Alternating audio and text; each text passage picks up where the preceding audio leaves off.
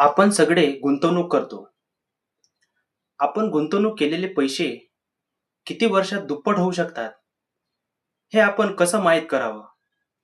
तर हे शक्य आहे 72 नियमाने. नियम काय आहे?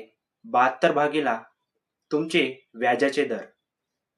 72 या नियमाने तुमच्या मिळणाऱ्या व्याजाच्या दराने तुम्हाला भागायचे आहे.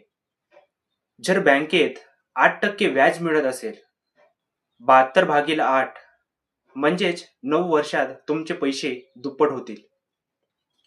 72 हा नियम महागाई मोजण्याकरिता सुद्धा वापरली जाते. महागाई 6% आहे. 72 भागीला 6 म्हणजेच 12 वर्षांनी त्या वस्तूची किंमत दुप्पट होईल. म्हणून 6 पेक्षा जास्त परतावा मिळत नसेल तर त्यात तुमचे पैसे वाढत नाही. तुमची गुंतवणूक किती वाढत आहे हे या नियमाने तपासा. तुम्हाला हा नियम कसा वाटला? कमेंटमध्ये सांगा.